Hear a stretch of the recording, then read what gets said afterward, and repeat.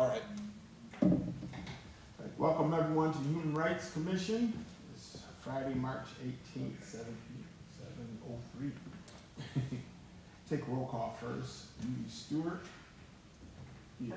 Kelly Roberts here. Kim Knight here. Dan Grow here. Matt Mashaja here. Logan and Bossu here. Billy Torres here. Taylor Crosby here. Dodie McIntyre here. All right.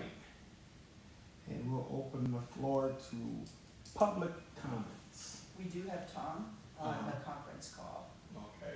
Yeah, he's on. so if you'd like to address him, then I'm sure we can get that rolling. Absolutely. Tom? Yes, sir. You want me to speak? Go ahead. And you can hear me all right? Yes. Okay. May I ask who else is in the room? Is the mayor there or Crystal? No. No, it is just the commission and, Nine commission members and The city attorney. city attorney. Okay. I mean, it's okay. I would prefer if they were there, but that's okay. So Dodie and I have been talking, and it just came. She just told me today that this would be the format that I would be. I thought that I would be on a Zoom so that I could see your faces, which makes it much easier. So I just put together this opening statement pretty quick because I wasn't really sure. I thought it was going to be more of a discussion than me just talking, but I will be glad to do an opening statement. I just hope that you have all read some of the commentaries that I've written, and I gave them to Dodie, and I hope that she passed them on to you. That will save some time, just like with my background, with what Jamestown is to me. And did y'all read that, or should I go into that a little? Or Yes. it was passed on. Yeah, yes, we're familiar with you it. all read that? Yes. Okay, so let me just say this, and this is a very sketchy statement I have here. I mean, it's sketched out, not sketched. The city of Jamestown has 30% of its population living under the national poverty level. That is double the national average. So when people say that Jamestown has the same problem other towns have, that's only partially correct. Our problem is twice as bad. Our problem of poverty, which is a real human right, you know, to be able to live in a decent home and have a job and all of those things, which we all take for granted. I believe that this is a human rights disaster that's happening in Jamestown right now, and it's a disaster that is invisible in plain sight. So let me just talk about downtown a little bit because it's part of the problem. Mayor Teresi once wrote in a public statement that $250 million has been spent downtown. That's counting everything, all the grants, all the public money, all the private money, all the foundation money, but that's a huge amount of money. That's $250 million that we have already invested in downtown. When a few years ago, Jamestown was awarded $10 million for downtown. Of that $10 million, the Hilton got 2.5, the brewery got 1 million, lots of members of the county board received big contracts, and that's all documented. That is not something I'm just throwing out there. It's the truth. I researched all of it, and that happened. A lot of those things have failed. The brewery, we're never going to get that $1 million back. So every time I ask about money, because I have been an advocate for housing and for the poor and for the lower middle class people for 5 or 6 years, relentlessly. And every time I ask about money, they tell me that and when I say, why are you spending all this money downtown, they tell me, this money is earmarked for downtown. We can't spend it any way we like. And then I just say, well, what about the money that is going to help housing? And they tell me, oh, well, there isn't, we're sorry, we looked, but there isn't. So that's kind of the response I've been getting here. So now the city has $28 million, right? And it can be used towards housing, and it can be used for transportation. So I'm here today to advocate and have a conversation about 30% of the people living in the poverty, under the poverty level, and especially the lower middle class who are homeless and are always left on funding, even though they are part of the primary block of taxpayers, the homeless. The people who are making $45,000 and own their house. And there's no grant ever available for that. And they're behind on all their repairs, and they can't afford to keep their house going. And I know this for a fact because, you know, and I've told Jody this and I've told everyone. I own a house in Jamestown. I know what it's like to keep it up. It's ridiculously expensive to keep this house up of mine. And my house is assessed at $30,000. So tell me why I would invest putting a $15,000 roof on a house that's worth $30,000 because of where it's at. I live on West State, and I'm happy to live in West State. I don't have a problem. I just need some help. So it's time that Jamestown makes substantial investments in the dignity of its residents, and not only on the floor that have yet to appear. So, I mean, that's kind of where I'm at right now, and, you know, there's so much to this, and there's so many details I could get into, but this money needs to be spent for housing. It's like, let me just talk about the Third Street project with the tree, right? I think Jody went to the meeting the other day. I'm sorry the trees got cut down. You know, I really am. I'm also sorry that Brooklyn Square got torn down. I'm sorry that the pool at Adam Park is, but these things happen, and we can't go back and think that, you know, we can't appease these 30 houses just because they lost their trees. You know, the mayor and director of development came into the meeting with a stack of plans, and, you know, they had it all laid out about how they're going to fix it, and who's going to get what, and who's going to get new sidewalks, and everybody's getting new curbs, and, you know, it was like a giveaway. And I'm thinking to myself, why is this place, why is that section of town so important? And it has to do with the fact that it's an entrance into the city. So that's part of the reason. But who is that for? That only helps tourists. And I don't care about tourists. With the 28 million, I don't care about tourists. I don't care about businesses. I don't care. They have had their share. Everybody has had their share. Two businessmen put on their suits and went into the council a couple of weeks ago. Pace is just one of them. They came out with $200,000. Actually, it was 4 or 5. I don't believe it. So what I'm waiting for is to go to love school so the mayor's having like I'm just talking extemporaneous thing now, so please, excuse me, but the mayor wants to have a walking tour of some communities, right? Why? Why does he need to walk around my neighborhood, by love school? I've already walked with him once. He knows what's there. They don't know what's there. What I want them to do is to come in with a plan, like they did for Thursday. I want them to come in with a blueprint, with a plan. This is what we're going to do to fix this neighborhood. This is what we're going to do to fix this neighborhood. Why shouldn't we have the same as the people on Thursday? So I guess I'll just end it there. There's so much more. I could get into the way they were kicked out of the train station and how we're on the hook for a new train station. I could get into a lot of things, but that's kind of my meandering take. I apologize, but it's really hard without seeing you. And I'm just talking into the air.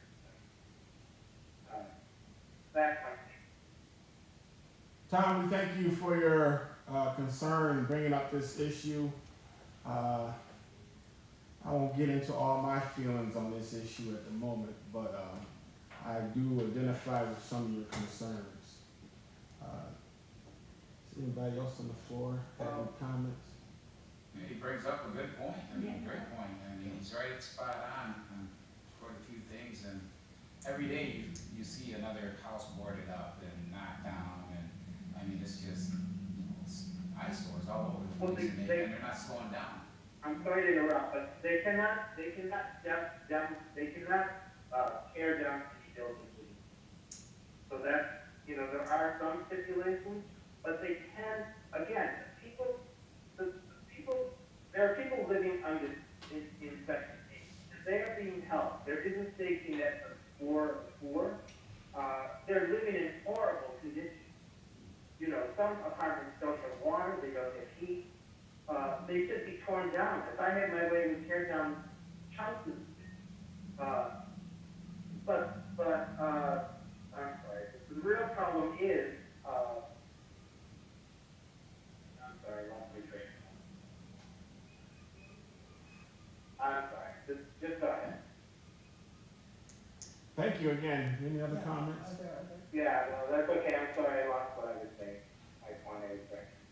Well, I think what you're trying to I say, get it's really hard because I'm just staring at the wall. right, well, hi, Tom, my name is Kim Knight, and I taught at Love School for 23 years, so I'm very familiar with your neighborhood. And I also know that your neighborhood is a family neighborhood where generations of families own homes. I assume you probably grew up there, correct? I grew up in the same house. My family bought this house in 1955. Right, I went to law school. right, I have lived, in my neighborhood. There was, at that time, law school was the only school that had any people of color in Jamestown. yeah. So I just grew up in an integrated neighborhood. Right. Well, absolutely, and my family grew up on Clinton Street, my husband's family on Jefferson, and it's the same Right. families that have lived in that neighborhood, especially, I'm thinking of Spring Street, coming up and down Spring Street, those families, there's such a community there, and they could use help, because they are working class people and Yeah. living in those homes that have just, are their family homes.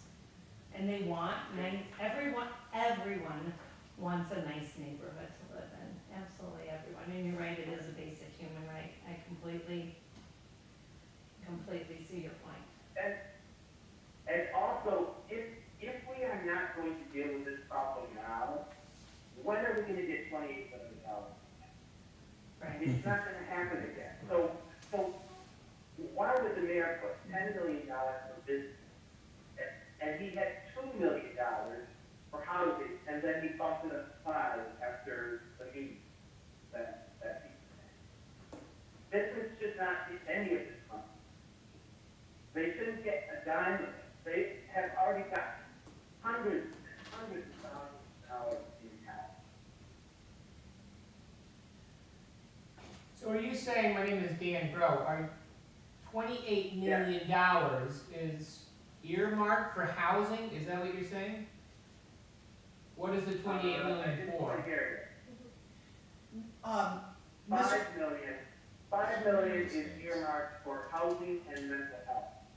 Okay, that's not a whole lot out of the We don't know 28. where that's going. Who I'm sorry? determines where the money is spent? Is that the town board, or is there a housing authority that, Ultimately, it will be the city council City council. that makes all those decisions. so the city council determines where the money is spent? Right. The city council, I The mean, city money is- I wish I knew better. I wish I knew better how city halls work and the way Jamestown works, because I never see them debating anything. It's just like all of a sudden they're voting and it's like, okay, they'll spend 200,000 there, they'll spend 300,000 here, and it's like, what are you doing? It's like, is anybody talking about this? Where did these numbers come from?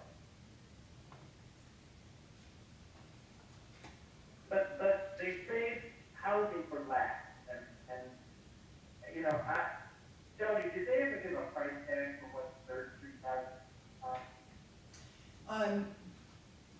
Yes, I believe that they did. Let me look at my notes, but I don't think it was what you had. Originally it was 500,000.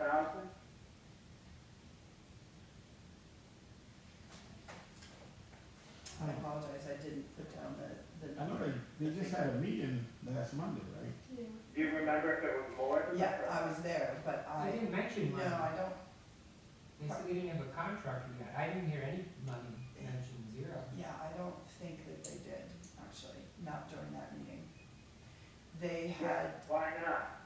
I mean, I wrote to the mayor and I asked them, and they never got their stuff. And it's like they're looking for contractors, it's like, it hasn't even passed city council. Why should those people, all those white people, I'm sorry to say it, and because I'm not a person that runs around calling people racist, and, you know, I don't do that. I can't even remember ever calling people racist. But when these poor white people are all, you know, sad because their trees are chopped down, they need to take a look around the city that they're a part of, and not grab a big chunk of it because it's being given to them. They don't need to have a sidewalk. I could take $500 from one block sidewalk done in front of my house because it's so bad. Do you think Lynn needs their whole sidewalk done for free?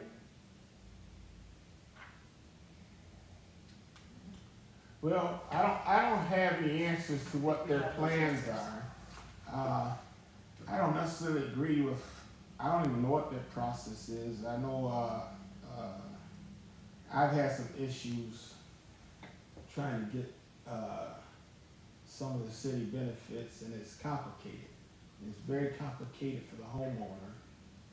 And, I can't see why it's so complicated. Some of that money's not city money, it's government money. And, I don't understand all the stipulations they put on it either. It makes no sense to me. Well, they have the money. I mean, the city paid for all its own stuff first. You know, they paid for every roof that needs to be repaired, every firehouse, and, you know, and I'm not saying that they shouldn't have done that, but, you know, they made sure they took care of the stuff first. And we've been paying taxes all the time. Why hasn't that stuff been paid for in the past? Why is it all, you know, they're very happy to spend $10 million on stuff for that, but they don't look stupid when somebody asks them why, you know, something doesn't work. So I think my point is, I feel like I'm just banging my head against the wall. There's nobody paying attention. Really part of the problem. The people of Jamestown don't go to meetings, they don't talk up, they don't speak up, they don't do anything. You know, so there's nobody to push against anything. So, you know, I don't know if I'm the only person doing it. Maybe there's other people, I don't know, but I don't see anybody else. You know, which is why I came to you guys, because it's like, I need some help. I need a bigger voice. I can't do this alone. They're not listening to me. They're not going to ever listen. I know that there are others that are speaking up because Mayor Sundquist had mentioned that to me. I don't know where that is happening and who, I can't answer that. And a lot of your questions, Tom, while we appreciate your position, tell me you if I'm out of line. I don't, a lot of your questions we can't answer. They're not within our control and not within our purview. However, the issues that you have raised are of interest to us, but we need to be able to have discussion and investigate. And we have forwarded on information to the commission from you. And there's other information that is being provided to answer some of this that's being sent on as well. So I think tonight, our purpose is to hear what you have to say. And I think that most of us have, said that we hear what you're saying, we are in agreement with what you're saying, but we don't know enough about the process ourselves, as yet to be able to, number one, we can't answer those questions because it's not within our power to do. Right. But we Right. are, No, I'm not looking for answers from you, Yeah. honestly, because I know you're looking at the answers stuff. we are invested. You more than they're gonna listen to me. Yeah, we are invested in exploring, what you're saying more and, looking to see if there is a part that we can play, as a commission in being able to move things forward with equity. That's our role. Right. But, And thank you, yeah, pretty much. thank you for opening up that door, because there's a lot of issues, a lot of discussion. I know equity in diverse groups applying for grants also. I know business owners have put in and they seem to bounce the zone around or whatever. And, you know, it says it's for people in this zone or this area, and then when you apply for it, it's not for that area. And so there's some issues, and there's some issues. I don't like how they have to put a lien against your property to get any kind of grant money. I got some problem with that, you know. And so, yeah, there's a lot of issues, a lot of complications to examine and look at. And they're in their process. I don't know who the watchdog is or anything like that. But I agree with you. I think there needs to be a lot of more concern about homeowners and help for homeowners since the government money is available. You know, Right. I know, we know there's a history of certain privileged groups getting that money, and I don't know the full answer to it, but I think council probably have to give the city some kind of answer on that. Well, I would just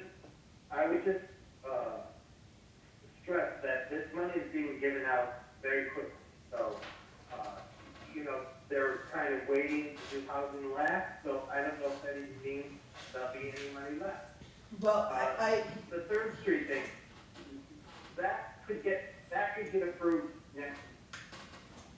And then that's done. You know, those people are gonna get their curb, all their goodies, the wires underlined, the new sidewalk, all of it is gonna go for them, and it's gonna be over in 3 minutes.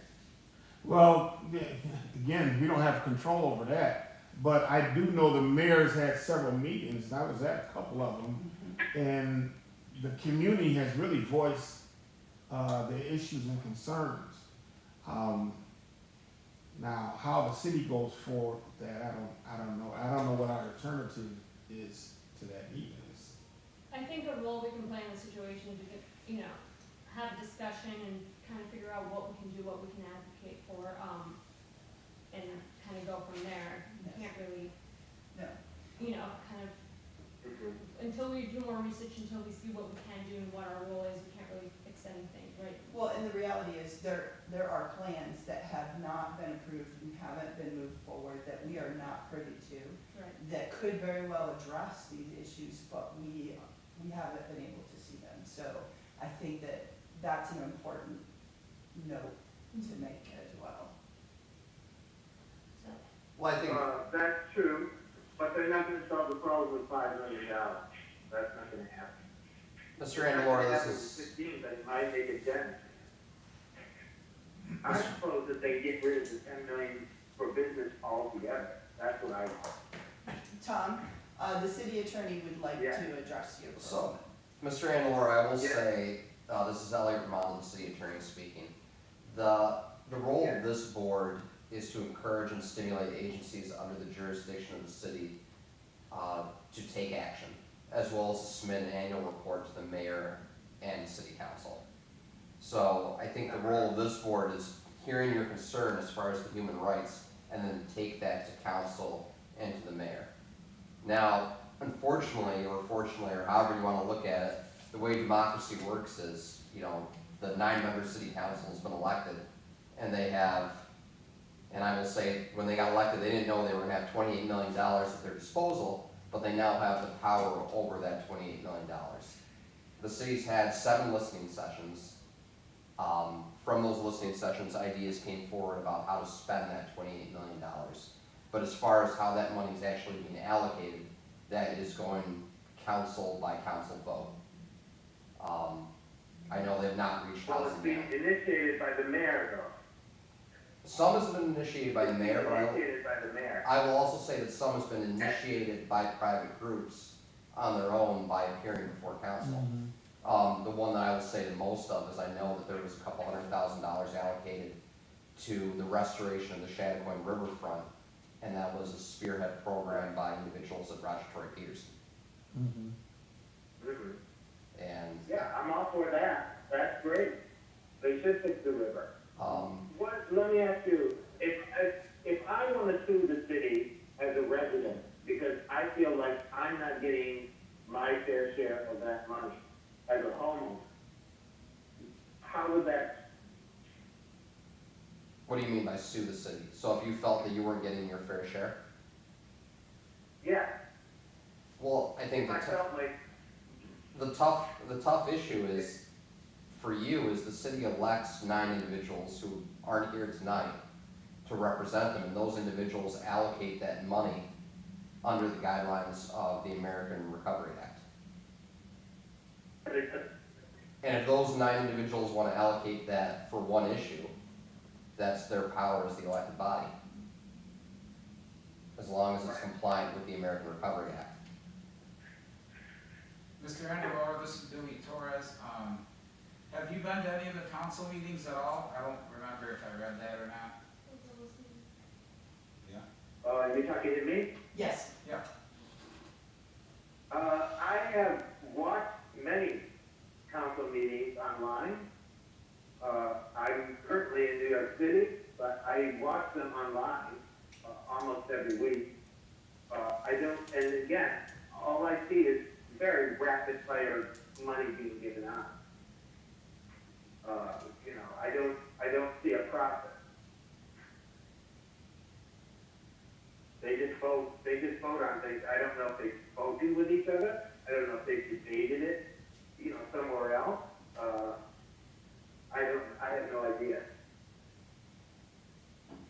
But yes, I have watched council meetings, and I was in Jamestown this summer, and I went to one of those listening meetings, so I did go and put my 2 cents in there.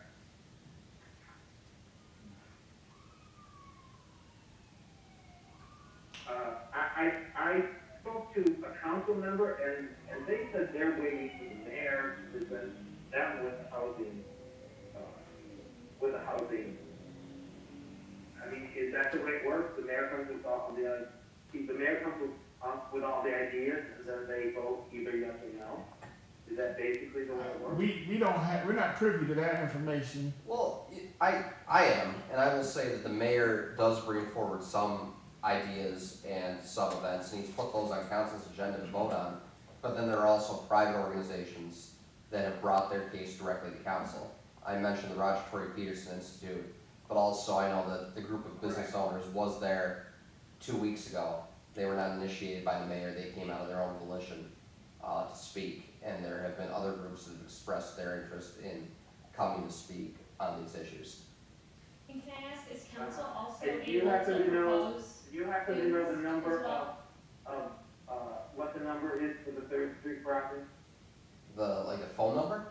No, No, the dog. total for Oh. what they're doing with the cathedral. No, I'm sorry, I don't have any idea on that. I will say this, my input into that Cathedral Oaks process was, if anyone disliked the Oaks, it was the city attorney, because the Oaks kept on falling upon residents' cars and in the road. So when they were taken out, I had a sigh of relief. So my only input into that has been to have short trees that will not go down in windstorms. Yeah, well, I'm all for planting the trees, but all the extra stuff, I'm not for. You know, they can plant the trees, that's fine. Because just as a Why note, should they get all the extra?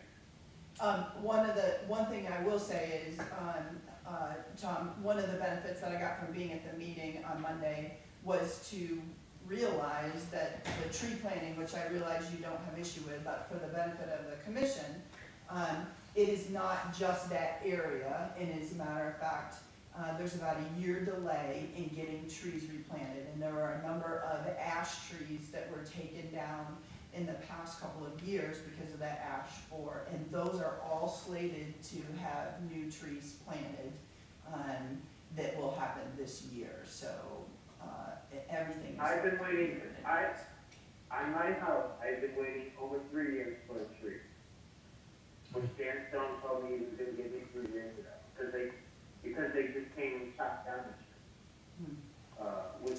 I can't speak to that, all I can say is what they said at the meeting. But Because they I never, asked they more were supposed to questions. replace it right away, and they never did it, and then they just never bothered coming back. Well, there is a delay in that process. There is, and there was a delay, issues with tree farms and the arborist was Right. saying, but I can't speak to that, details of that. Quick question, Dan Groh again, the 9 Yeah. city council members, do they represent a certain section, like a ward or Yes. a district? So then, do you know who yours, wouldn't it make sense, could you talk to your personal council person who represents your I area? talked to her, it's Regina Braxton.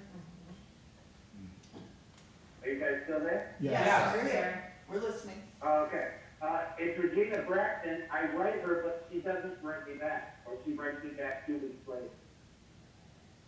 Because that would make the most sense, So, before we can actually do anything, would be to contact your local council person, aren't they supposed to represent your area? maybe That's you why wanna he's talk to here. her. That's why he's Probably coming. get to her. Right. That's that's not hasn't felt working. like he's got access. Very good. That makes more sense now. Well, thank you very much. We do have to move on, and we thank That's you. okay, I appreciate your time. Thank you. Thank you very much. Thank you, Tom. Thank you. Okay, take care, thank you. You too, Tom, thank you. Were there any other public comments that you want? I don't know, Scott, are you still there? I thought I heard somebody else come on. I am right now, but you need something? No, Tom, are you still there?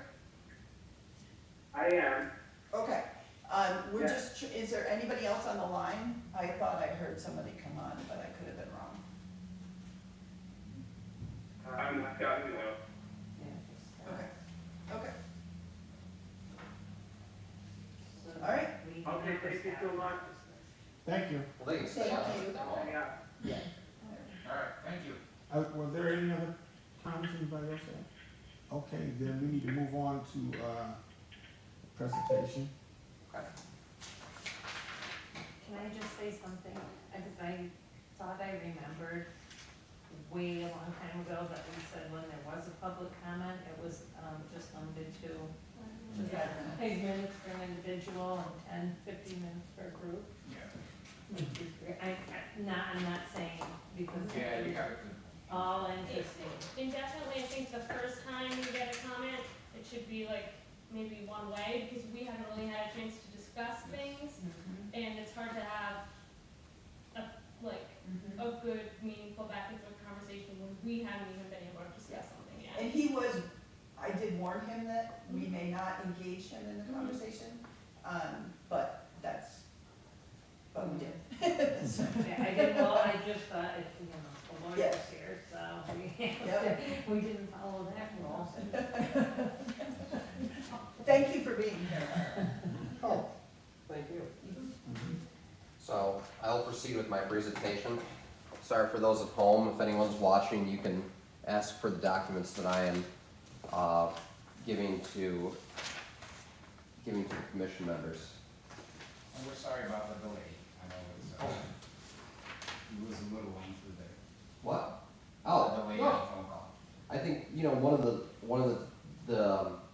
of the things that we have to deal with in democracy is, we have all this money that's been thrown at the city of Jamestown, and we have to take the due diligence to evaluate that.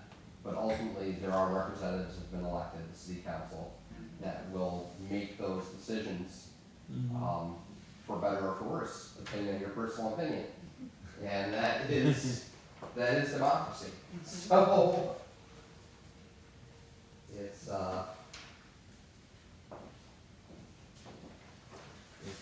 a blind leap of faith.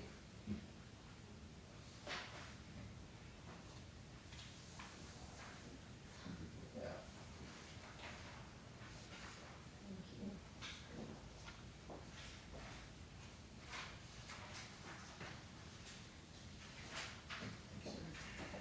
Thank you. Sorry, I forgot the two of you.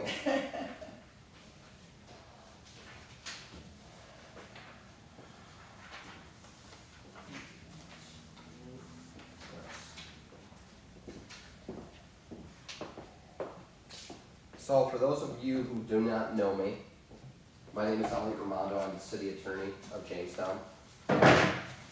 My background is I left Jamestown in 2007 to go to school in Buffalo, and I did not return until 2020 when Mayor Sundquist appointed me to be the corporation counsel. During that time period, I did not leave the state of New York, except I lived in Nairobi, Kenya for about a year. But I did live in Buffalo, New York, Troy, New York, and Chatham, New York, which is north of Poughkeepsie. So I returned to Jamestown after a 17-year absence to be your city attorney. Myself and one other attorney, we represent the city, and included in the city are all the commissions, boards, groups, and council. With that, I was asked by the mayor to make a presentation about what is the purpose of executive session, why can we go into executive session, or why can't we go into executive session. So I passed out two documents, one that I prepared, which is a breakdown of New York State Public Meetings Law, Section 105, which is why we have executive sessions. And then the second document I passed out was simply the city charter, specifically sections 32-6 and 32-5, which are the duties of the Human Rights Commission as well as the obligations of the Human Rights Commission. So, any questions so far? Okay. So the duties of the Human Rights Commission are pretty broad as I see it. To foster the mutual respect and understanding of racial, religious, and nationality groups, inquire into incidents of tension, and conduct and recommend educational programs as its judgment will increase. But it also, as we just had from Mr. Andalora, the Human Rights Commission has to receive complaints of alleged violations of human rights and discrimination across the city of Jamestown within its power, and then hold conferences, discuss those complaints, as well as make recommendations to the mayor and city council based upon what happens. So I know Mr. Andalora once had a complaint. I once brought an individual to this board, though I know it was over Zoom, and we only halfway pay attention when things are on Zoom to this commission. So that being said, those are the purposes and those are the duties of the Human Rights Commission, notwithstanding the mission statement that I know that this commission made, but under the charter. So with that said, this commission is organized under the city council. Everyone here was appointed by the mayor and then confirmed by the city council. So therefore, we are under the auspices of New York state law and all of its good and bad items. So therefore, we're under executive session rules, or New York State Public Meetings Law, Section 105. And that specifically mentions what is executive sessions versus what are public sessions. So right now, we are in a public session. Anyone can attend. I noticed there's no general members of the public here, though Mr. Andalora, you are here, right? No, Oh, well, if Mr. Angelora wanted to stay or appear in person, he was perfectly welcome, as well as any other individual, I'm not even gonna say individual, sentient being that wishes to appear at this meeting, whether they're a ghost or, you know, a dog with above average intelligence.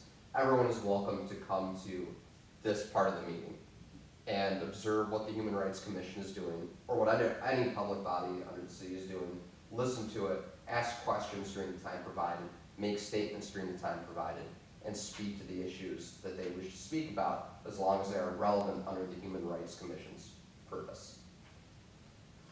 So with that being said, there is another section of the Human Rights Commission where we can go into an executive session, which is a private session where we can exclude members of the media, members of the public, and everyone but the commission members. And the commission members can also exclude staff members like myself. Though a lot of times, and I know most of my experience from city council since I spend all of my time with them, they'll keep me around as well as the mayor. But they can exclude the mayor, they can exclude myself, they can exclude anyone for the purposes that they wish to exclude for executive session. However, those executive sessions are only for specific purposes. So, did I cover that under the basics? When a group goes into an executive session, it has to be done by majority vote of the commission. So if one individual wants to go into executive session, but no one else believes that that's necessary, or the majority believes it's not necessary, you can stop the executive session. And no action can be taken that will appropriate public monies during executive session. And you can keep members or individuals you so choose during that executive session by a majority vote of the governing body. So if you want to keep me during your executive session, you can. If you want to keep, you know, the ghost of Abraham Lincoln, who has decided to attend the session and manifest himself in a poltergeist form, you can keep him as well. So someone who could, I'm sorry, excuse me. Yeah. So Yes. somebody comes in for public comment, we can keep them in executive session by If you, majority vote? yes, if you so wish, or majority consent. When I say majority vote, if it's clear that everyone's going to vote yes, you can say, are there any nays?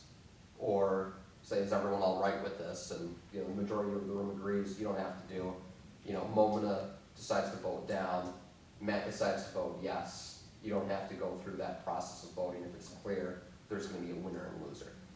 With that, Can what? you pick and choose, like, if there are like 4 members of the public and we want one of them, or are we allowed to like pick and choose? Yes, If they're Okay. relevant to that topic. if they're relevant to the topic. Yeah, of course, yeah. Which is really the most important section of what you can stay for executive session under, is you only have the ability as a group to have an executive session for specific reasons. So I lay out the reasons right here, and I'll elaborate them on a little bit. Legal reasons for executive sessions. Matters that will inhibit public safety if disclosed. So the way that I interpret that is, you know, the one that comes to mind is active police investigations.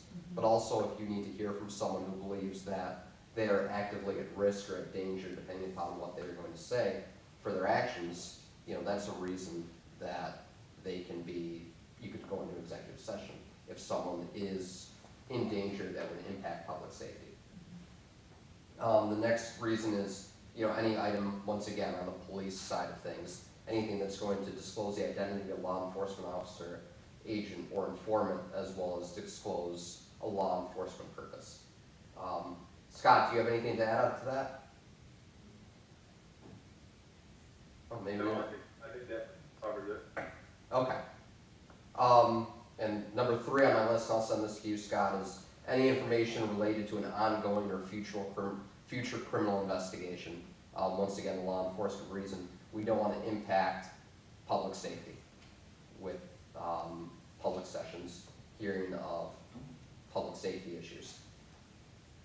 The next issue, close to my heart as an attorney, discussions regarding potential or ongoing litigation are allowed to go into executive session. Because obviously if a board is talking about litigation that will go against the city or go against the board, you don't want to reveal that to the public for litigation strategy and talking about, oh, do we want to settle it? Do we want to pursue this strategy? And under that umbrella, I always include personnel matters.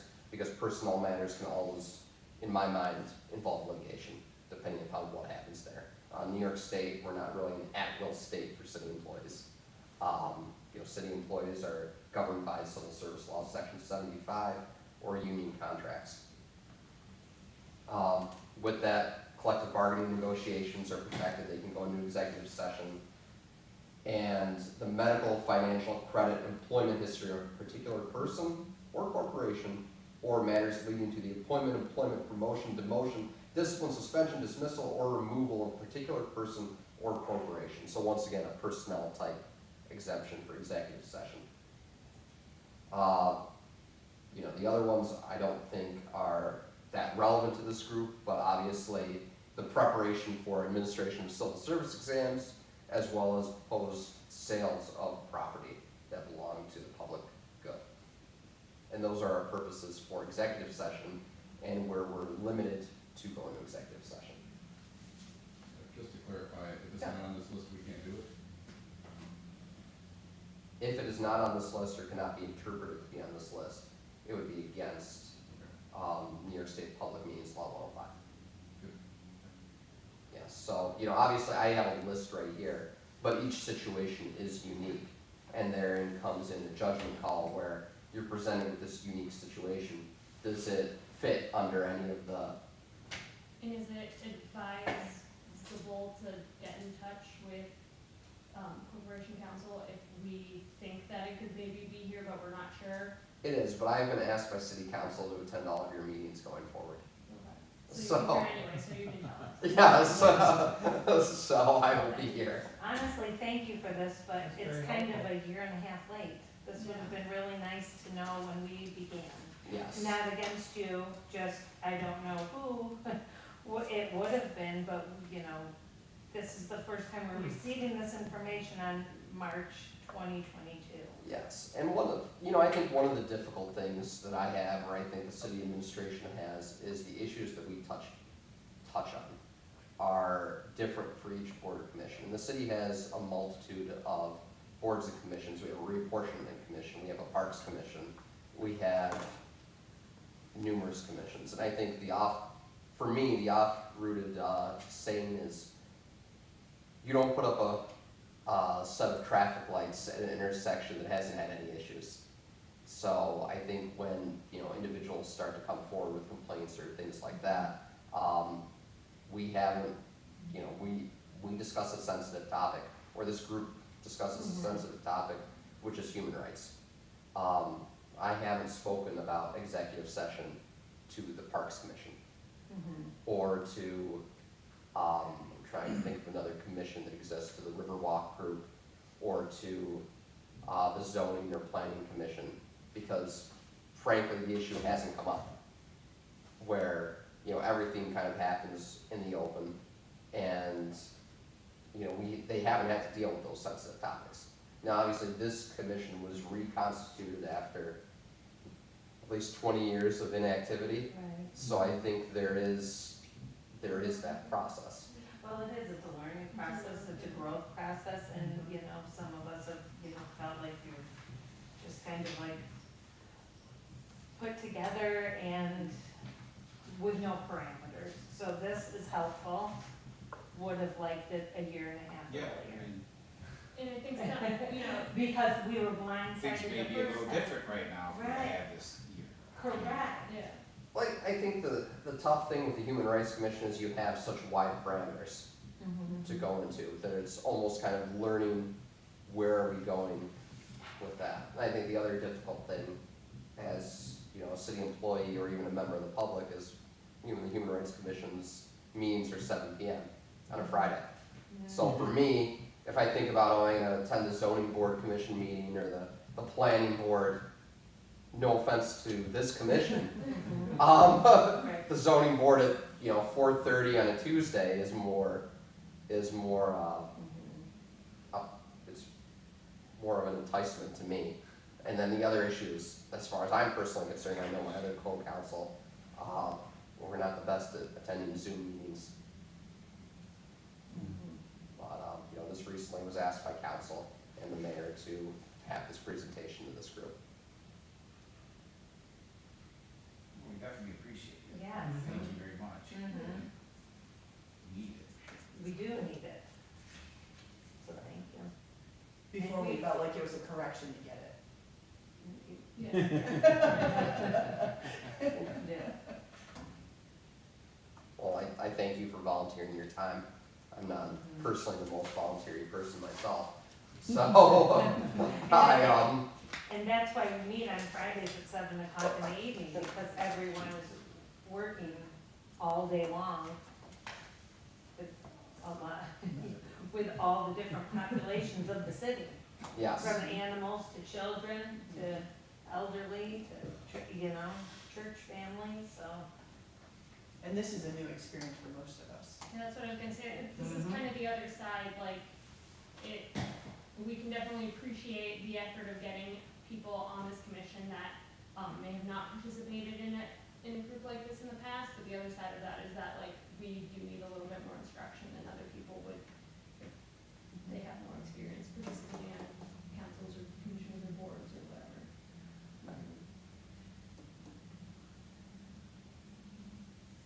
What I'd like to ask you though, what is we get an issue, what is our path to follow up on that issue? well, I think, the first thing that happens when an issue is brought in is, and this is really the wide breadth of the Human Rights Commission, is does that issue, touch on one of the duties of the Human Rights Commission or one of the obligations? So obviously, the obligation to receive complaints of alleged discrimination because of race, creed, color, or national origin that affect the city is a pretty broad swath. However, there are complaints that don't really affect us. So I'll say one of the biggest complaints I have is I have a large Bernese Mountain Dog, and I really want to walk my dog in Lakeview Cemetery. But Lakeview Cemetery has a sign that says no dogs allowed. That is an issue that I have with Lakeview Cemetery. And I would love to come, well actually, here I am, I'm telling this commission that I have this issue with Lakeview Cemetery.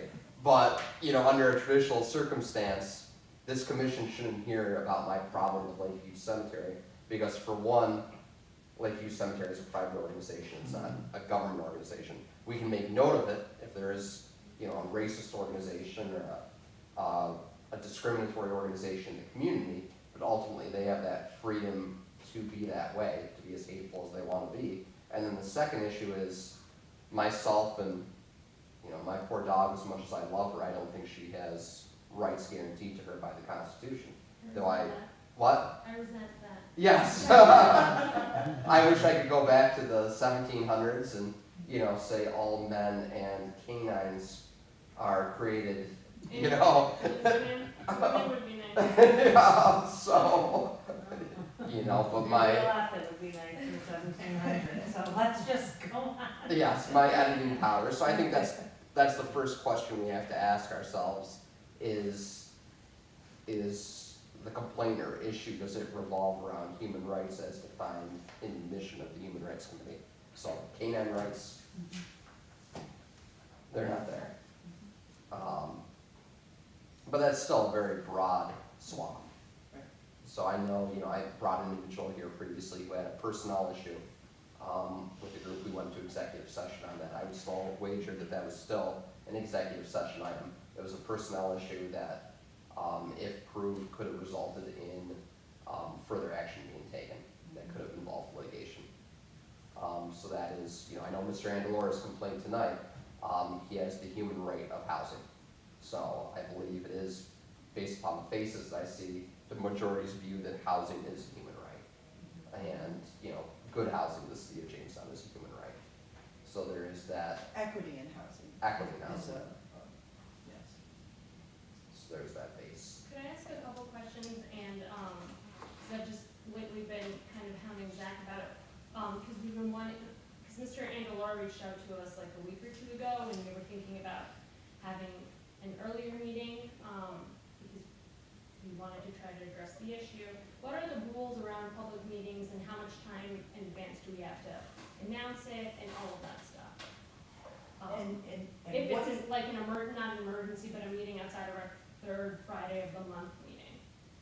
So commissions and boards have regularly scheduled meetings, which you noted, as far as third Friday of the month. Yeah. And those are published on the city website. If there is another meeting called for some purposes, I don't, off the top of my head, I don't know how much notice we must give, but I do know it has to be published on the city website. The chairman would make that determination with, you know, the majority of this board to call that special meeting. And I can get back to you with what that date is. I know it's not much, it may be 2 days, or 3 days notice. Yeah. So can I add on to that question? So what is the purpose of working groups? Are working groups appropriate for this commission? And do those meetings have to be public? So if there is a working group that is the quorum or the majority of the group, that would have to be public. As far as if it's not the majority of the group, it does not need to be public.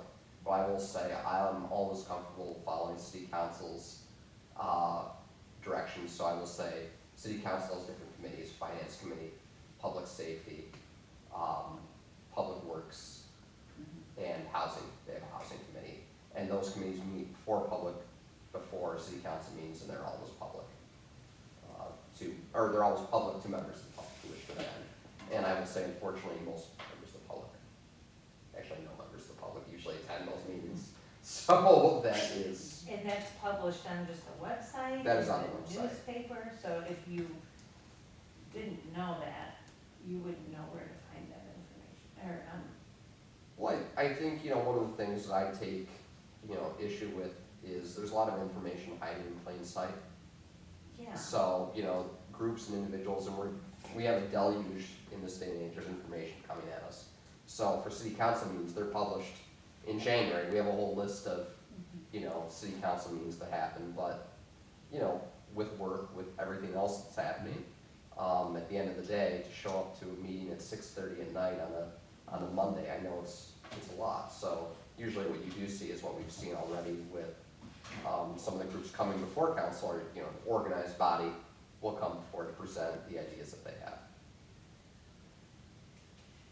So I guess I will even expand that question more. So, one of the things that was important for me as a commission member was trying to get information, that would have allowed us to have better conversations. So just more fact finding before we came to the commission, so that somebody else knew it, because it was given to us prior to a meeting. Okay. I guess my question would be, would it be appropriate if two people got together and wanted to fact find,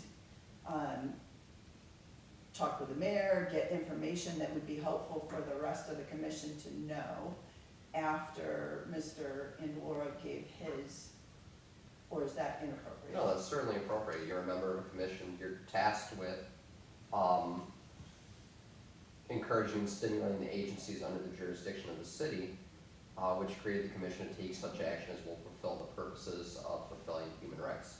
So what I would say the example of that is after Mr. Angelora's conversation, to, you know, schedule a meeting with Krista Surdick, the Director of Development, or schedule a meeting with the city council members of Finance Committee or Housing to specifically address these issues, if you believe those issues are worth addressing. So we can empower a couple of people to go do that fact finding and then come back and report to the commission. Certainly. Okay, and those sessions would not have to be public because they're not a quorum of They're not a quorum. Okay, No decisions can be made at any. Well, no decisions can be made without a quorum. Yeah, that's what I mean. Yeah. That's kind of the rule of thumb that we have here, that as long as that's the Right. big thing, we can't congregate in a non-public forum with a majority of the forum. got it. So you're saying we can delegate a couple people to go try to find information, bring it back, and then we can discuss. Yes. Further. So that we feel like we had, you know, part of the challenge for me was when Tom had originally called, I had no knowledge of anything that he was talking about and wanted to get informed, so that we could speak about it with intelligence in the commission meeting. And, but we didn't know what we had the purview to do, so. You can speak about it, I will say, and I will warn all of you, one of the challenges when a city receives $28 million, which is, you know, any good fan of the Learning Channel, also known as TLC, will know. You know, when any family, individual, or group gets $28 million, there are voices that come out of the woodwork, both within the city and without the city, that would like to tell individuals how to spend $28 million. Right. To the point where I'm the city attorney, my position on it is I will do the will of the city council, whatever it may vote. But as far as, you know, it is not my position to say, you know, this issue is less important than that issue for this individual. That's a very hard decision to say, you know, we're gonna spend the money on this, or we're gonna spend the money on that. And that's why I'm unelected. I'm not on a commission. So, Well, that's why it's important for us to know exactly what our role is, because we don't want to react to every person who may come in. We want to be sure that we're vetting. vetting who So comes in. not vetting the person and their concern, but we want to Making sure know, we can truly address the concern yes, if we are, taking their time, using our Yes. time to, not vetting the person or their concern, but Yes. making sure that we have the power to. the power to even, Yes, so if I came to you with my issue about Lakeview Cemetery, my Bernie's mountain dog, exactly, Sorry. yes, someone's gonna have to say, yeah, I'm sorry, Mr. Ramondo, this is not within our purview. right. You need to take it up with Lakeview Cemetery. And can anyone say that, or is that just UV's job? Well, UV can delegate that Okay. to anyone. Whether or not he chooses to is, you know, a different matter. So, that, And I think if there's ever a question, there's nothing wrong with being like, hey, can I get back to you? Yes. Like if someone comes to you outside, in a public place and it tells, I don't, like if you wanna ask the rest of the commission, I don't think there's anything wrong with telling someone that you'll get in touch with them. No, yeah, I think, having them accept that For that. is part of the challenge. and I would like to say that to your point, Ms. Knight, I think one of the challenges that we've had as a city administration, or as a city in general, is I was appointed to my position January 2nd of 2020. And on March 15th, Yeah. the state of New York issued its order that said, well, there's gonna be no in-person meetings, there's gonna be no, you know, gatherings. I haven't been to any in-person commission meetings apart from the zoning board, and that was one time prior to the pandemic. You know, luckily or unluckily, I don't know, luckily for me, my personal preference, we had a few obstinate city council members who said, well, we have to meet in person. Because there were some boards, you know, town boards, village boards, who have been meeting remotely the whole time. And I don't know about you, but my natural focus is if I'm meeting remotely with someone, I get distracted by, you know, whatever's around, you know, whether it's the cardinals at my bird feeder or my, you know, dog barking and the cat outside. It's tough. And I think that's, and I don't think that's an excuse, and I don't think that's, I don't want me to be an excuse, but I think it's, you know, some of these items that would have been addressed Right. in person. Yeah, Have- no, I completely, I'm very appreciative of this, and that they have asked you to sit with us, because we're all here for the betterment of the city of Jamestown, and the Human Rights Commission, on the city council, on in the Jamestown Jackals, and we're all just here to make this community Better. better, And, and we want to work together. and things have changed greatly, you know, when I came in here, I thought, you know, the city council would be talking about financial insolvency and bankruptcy, not knowing that the pandemic would make sales tax revenues increase, would make the housing market increase, would make, you know, $28 million appear in the city of Jamestown's coffers on top of its already budgeted $35 million budget, so, you know, we live in some changing times.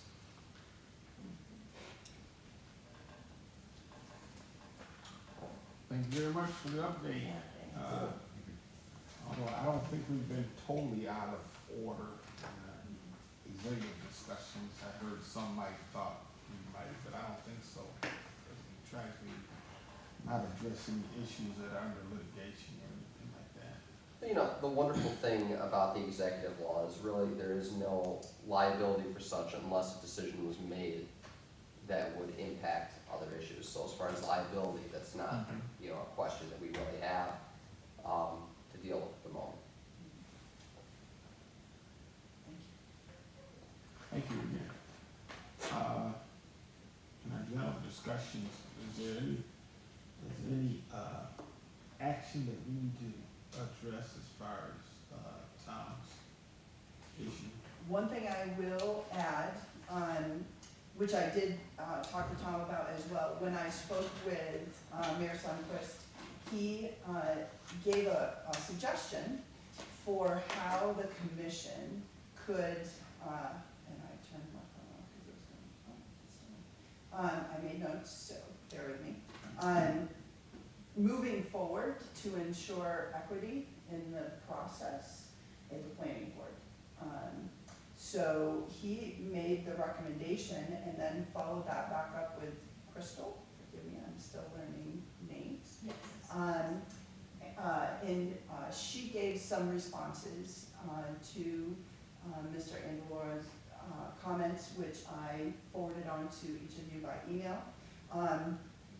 But Mayor Sundquist had suggested that perhaps there is a role that the Human Rights Commission could play within the development team to be an accountability partner for the planning commission moving forward.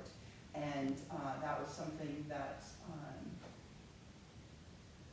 I wanted to pass on to you. That was the only notes that I had that came after my conversation. And wanted to let you know that we could potentially consider some action regarding that suggestion. Yeah. Does that mean we would be reviewing some of their ideas? Or? It would mean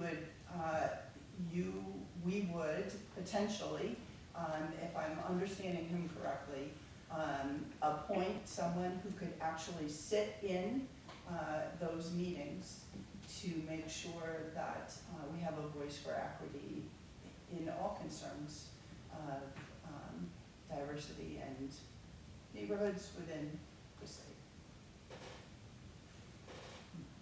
What happens if we don't agree? You would have to take a vote. Yeah, so don't agree to what? Let me just clarify that I question. don't agree to what we're hearing as we're sitting in or something. Oh, within the planning meetings.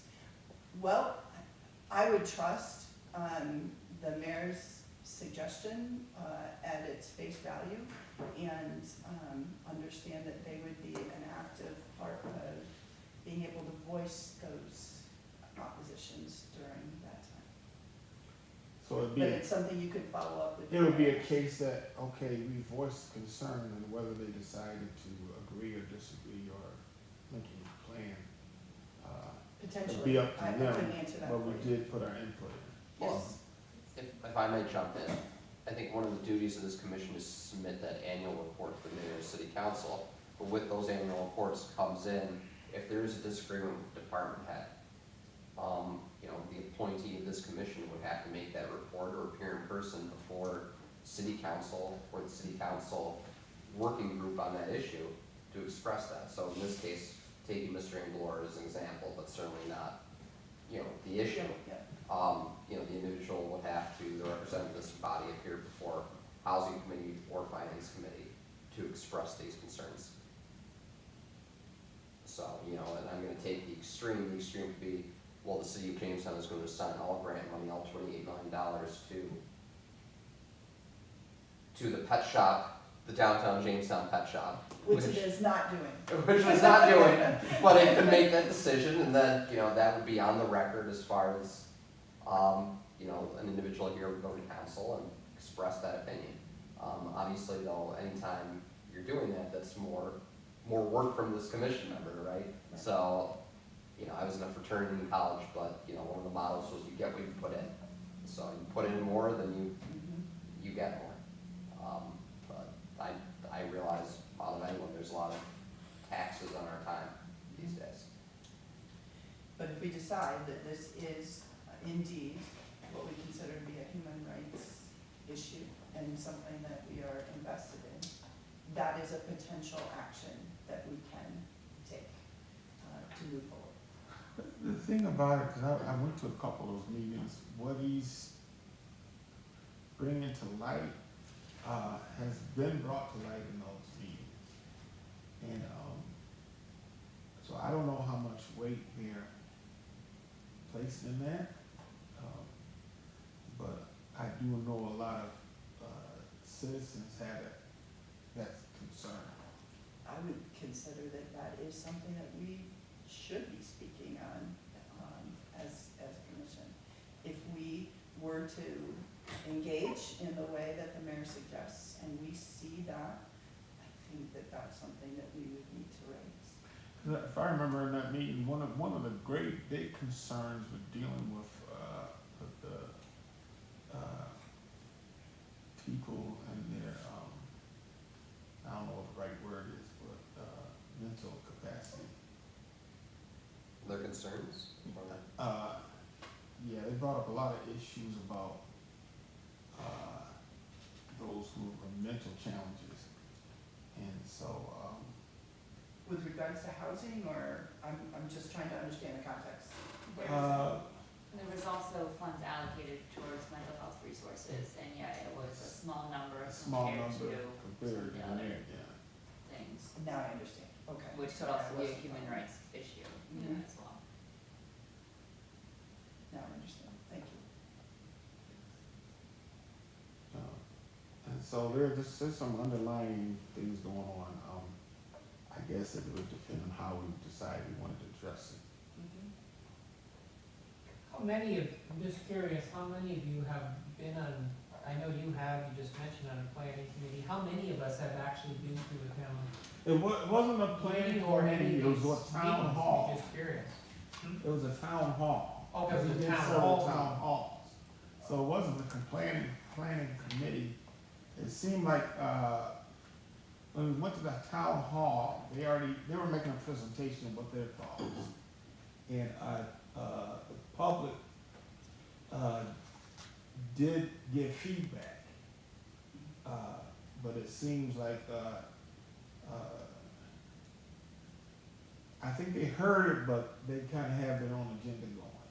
Well, maybe serving, kind of having one of us serve in an advisory capacity can kind of help address the issues before it gets to, you know, the open forums and may have more weight than public comments may have. Yeah, because the open forums, they seem to already have kind of their plan somewhat together. This may be more effective, but again, has any of you been to any, so none of us at the moment, whether an individual or a human rights member, none of us have been to a planning meeting, a zoning meeting, housing committee. So none of us, right? No, So this would be a pretty effective thing.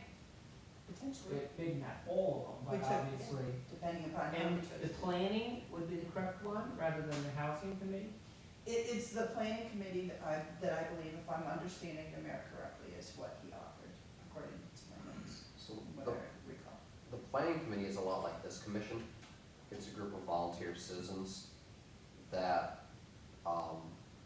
make recommendations as far as, so if there's a new development that's coming through, it would have to go through that commission. They would make a recommendation, yea or nay, on that new development going forward.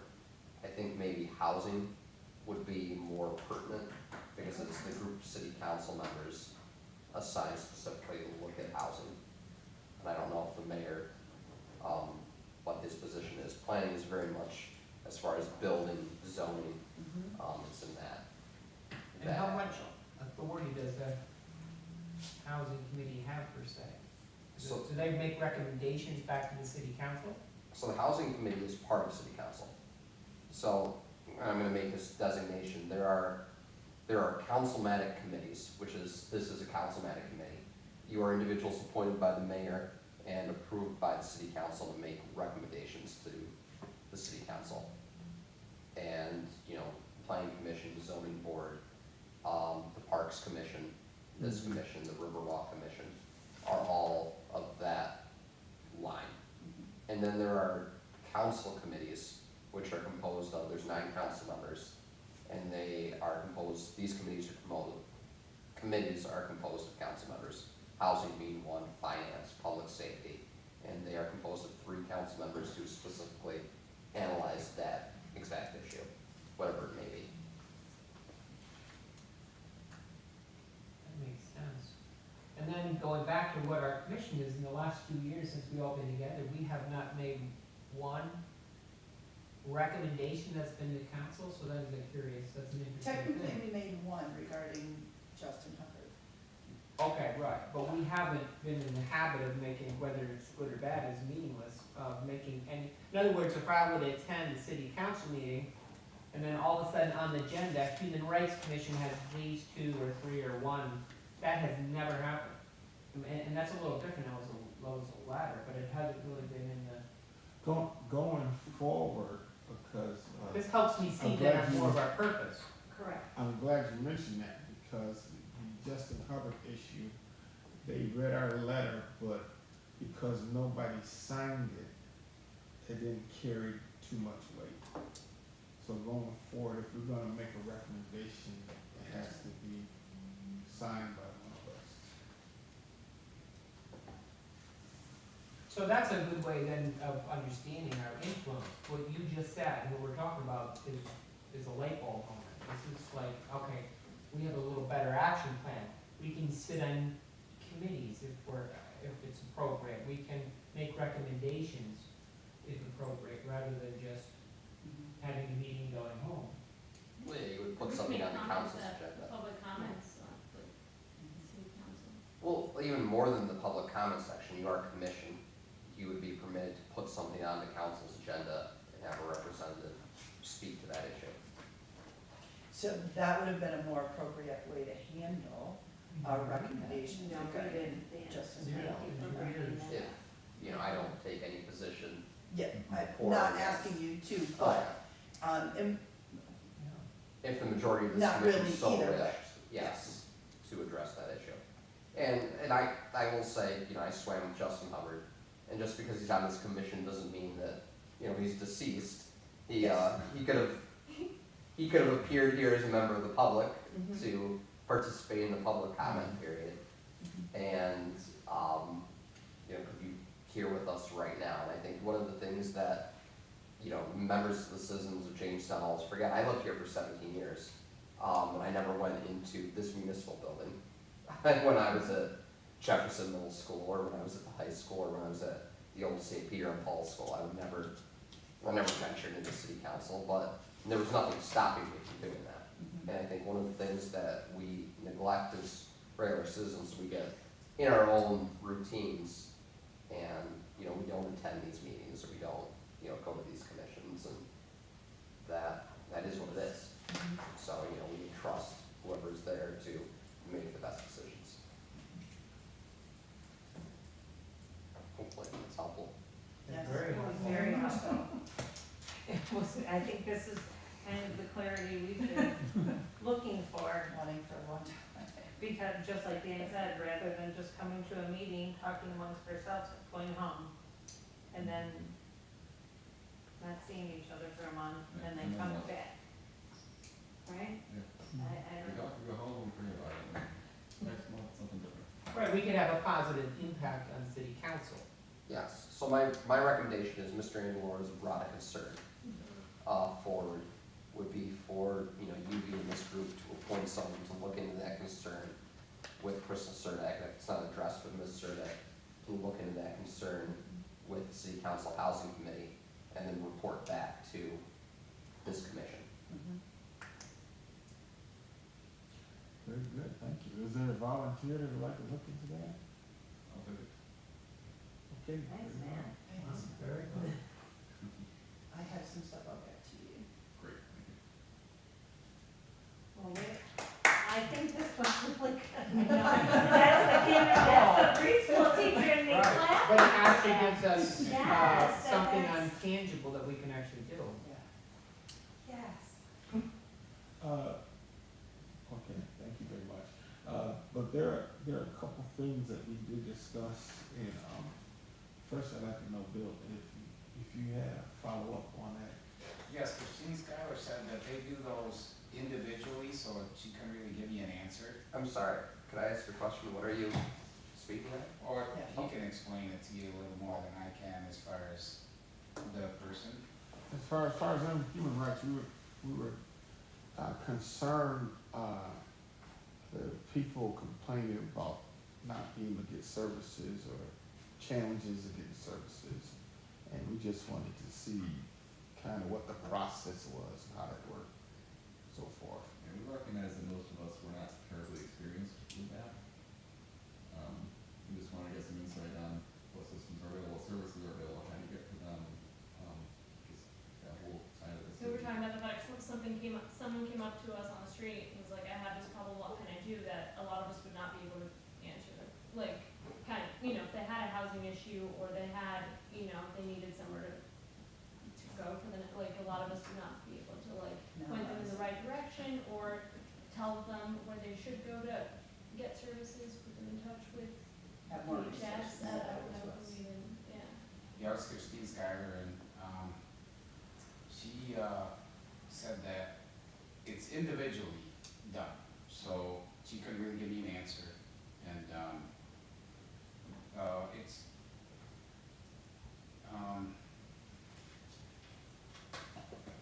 she said that forward the name to her and she would take it. That way, he'll get taken care of. Okay. So the process is individual and it seems to be complicated. Yeah, it's, like she said, she couldn't give me an answer as far as, because it's all individual. With the, I forgot what it was now, the finances, if they had a job, stuff like that, so.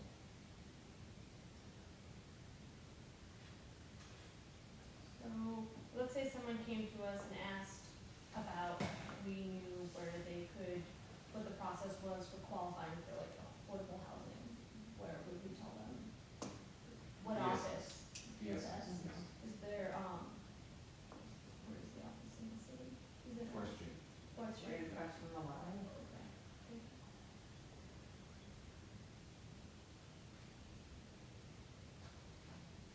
And anything kind of that they would need in that regard would be there, Yeah, kind of. Be a good place to start. yeah, Okay.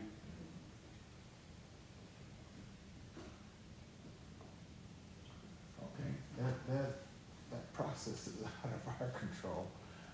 But it's just an interesting point, because it seemed like individuals were having difficulty going through the process. So I don't know what's going on, or individual issues that's going on, but, it seemed to be kind of a cumbersome setup.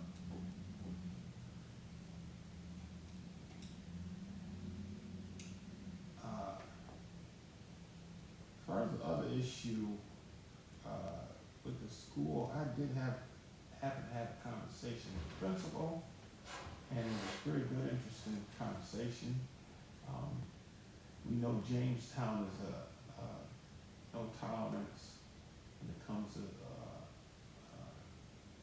racial issues and problems, and they seem to approach it. And so there was an issue that came up. It was not particularly Jamestown, but it was referred to as Jamestown. And so we did some investigation. And as far as Jamestown is concerned, that probably would not have happened, because they take care of it pretty direct. If they did, they would take care of it swiftly. It was their responsibility. And that is you spoke, to clarify, the school as JHS and Mr. Williams, that Yes. principal? Okay.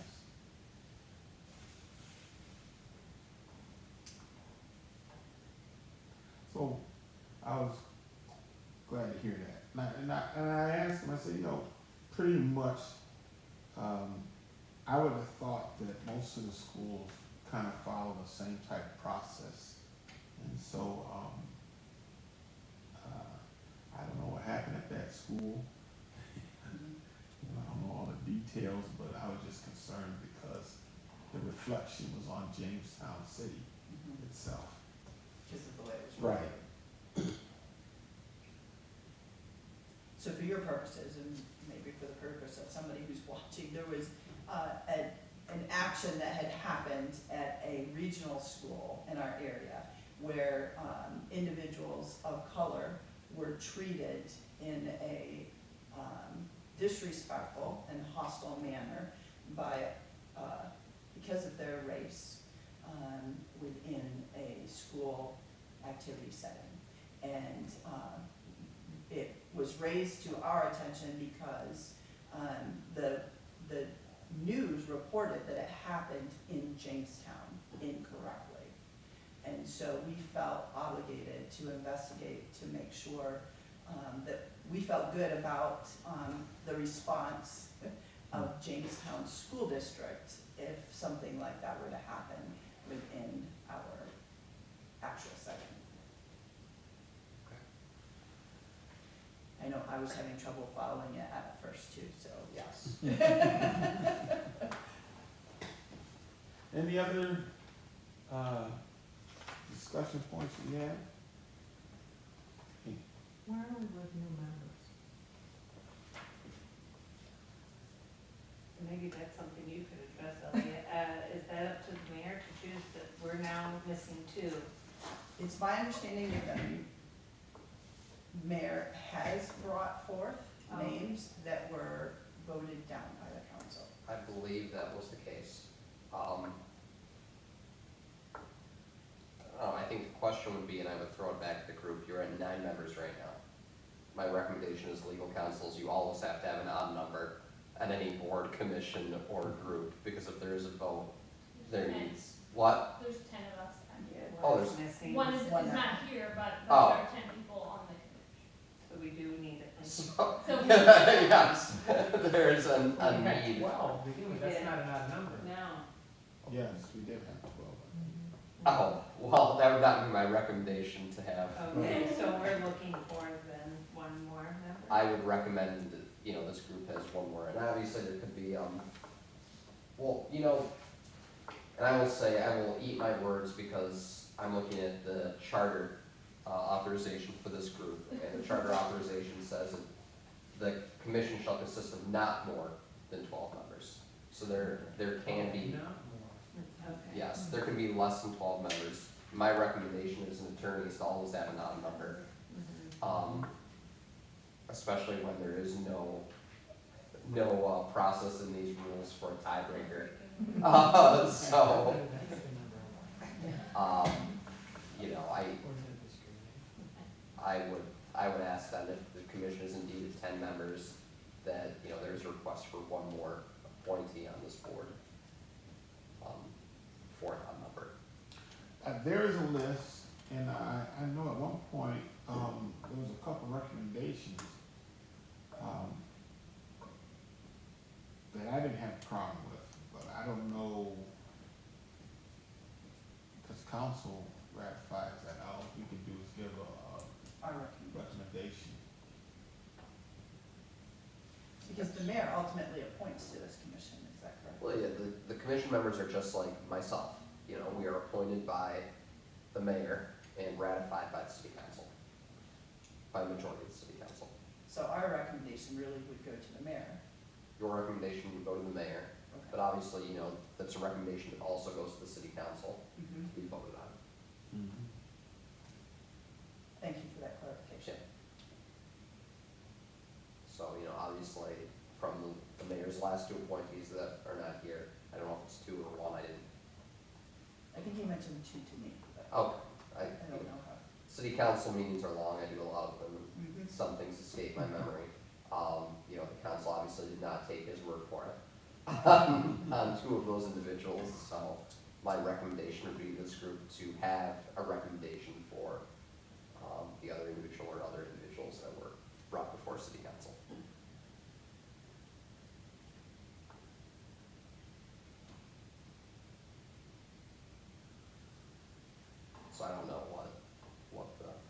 status of that is. Yeah, I don't know either, I haven't heard Okay. anything else. Will you be checking with the mayor? Or- I can check with them, yeah. Okay. Were there, did anybody have any recommendation?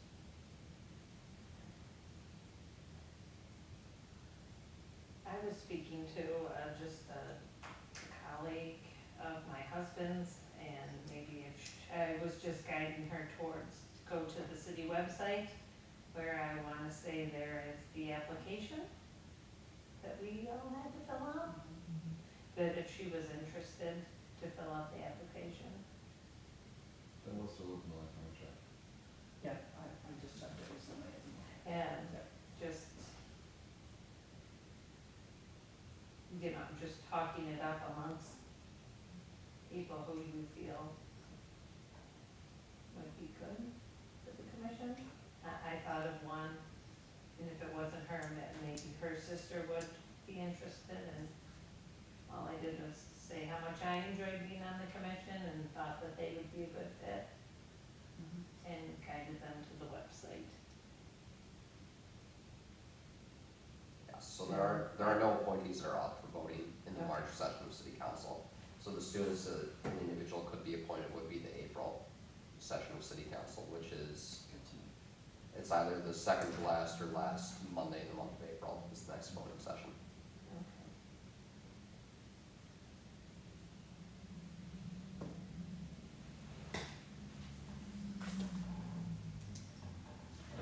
How many names were put forward? Number?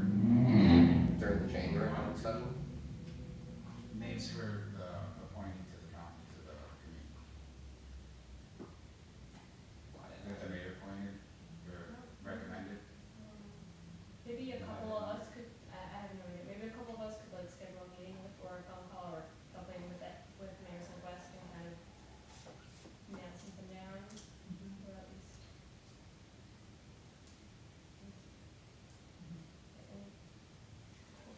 Well, I can speak to the mayor on that. Okay.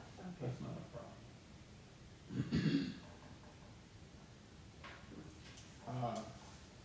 Okay, exploration group, like 50. Any updates? I will say that our group is reforming, and we have our first meeting next Wednesday. And I have to apologize, I had flyers to bring to you, but they wouldn't print on my printer. I had problems, I waited till the last minute to do it and couldn't get it off. So I will email you a PDF of the flyers, and if you would distribute them, that would be great.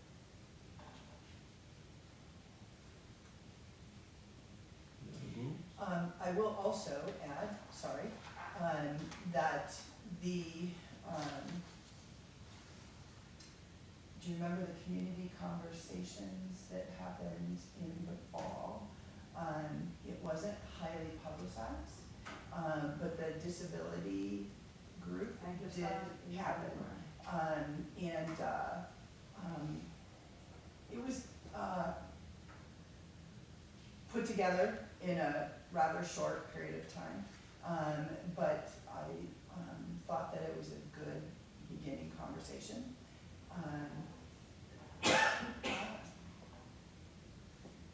And I'm looking forward to more conversations.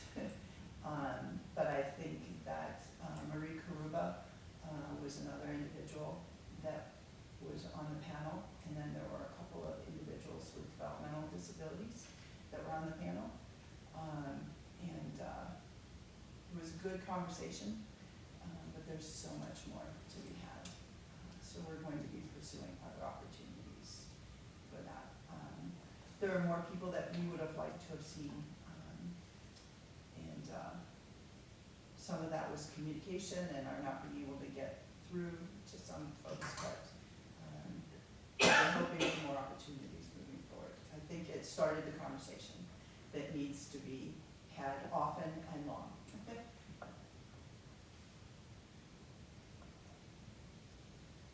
Is there any other groups?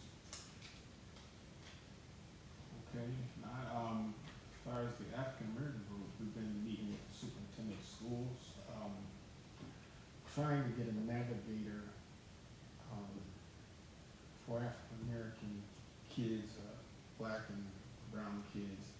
And, we made a presentation because as we look at the numbers overall, the numbers were not good, for that representation. And we were trying to get some help to, build these kids up. It's kind of disappointing, you know, see that they're doing well in English and math and so forth. And we want the kids to be able to graduate with the skills they need to work in the community. And so that's our challenge right now.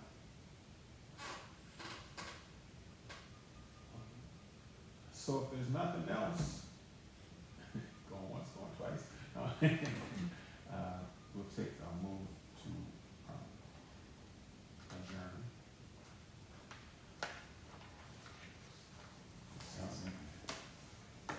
We have a second.